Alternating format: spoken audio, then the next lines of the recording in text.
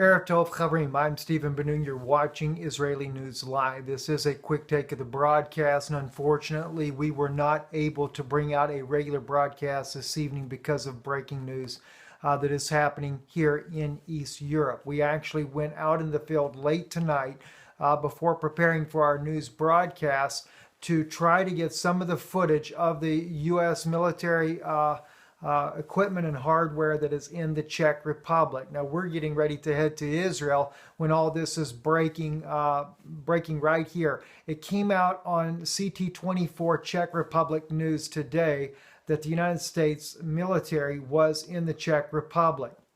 It is a quite large contingency.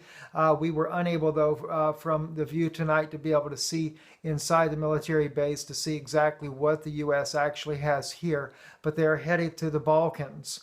They are going into different parts into Eastern Europe. A lot of course, the Baltic states, more of the southeastern part of Europe, beefing up. There, according to Czech Republic News, there are extreme tensions right now between the United States and Russia.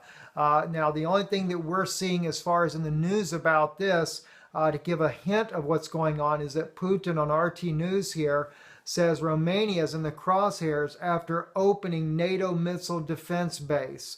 Now, according to Russia, it's not just the fact that it is a defensive shield. He said these particular defensive shields can easily be reconfigured very rapidly into launching missiles, nuclear missiles, etc., at his country. And this is why he has such a concern about what's going on. Poland as well is to also put the same type of system in within 2 years. And Russia is saying now that both countries are now in their crosshairs, so to speak.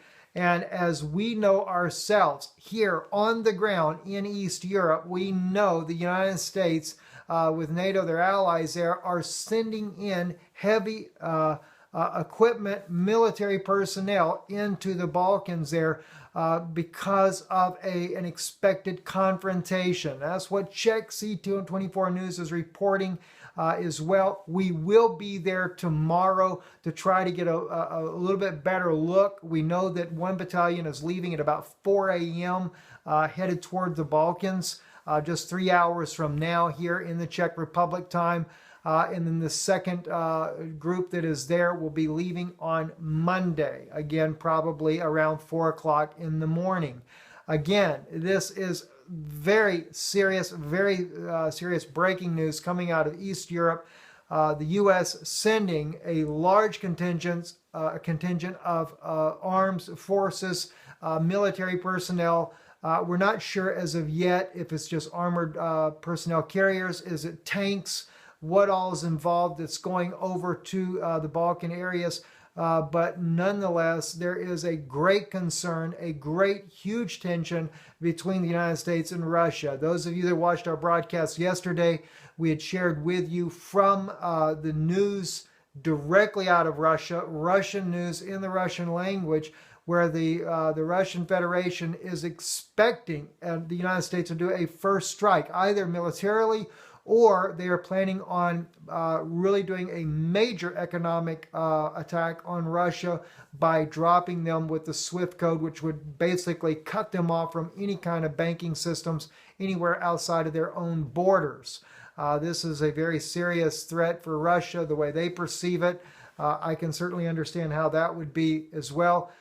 And of course, this tensions the buildup of forces is only going to ignite the situation even more with Russia. Of course, Putin is in Greece, as you see him there with the Prime Minister of Greece on the screen here, the photo there, trying to build a relationship with Greece. Of course, Greece is very disgruntled with the European Union. I think Putin is hoping that he will break away and become an ally with Russia. The Russian President, Vladimir Putin, is working on building his own coalition of allies in defiance to NATO and what they are doing. Anyway, very serious, very tense situation here in Europe. Everyone is feeling the tension, no doubt. We'll keep you up to date as the weekend, as these things break. I'm Stephen Benoon. You're watching Israeli News Live. Shalom.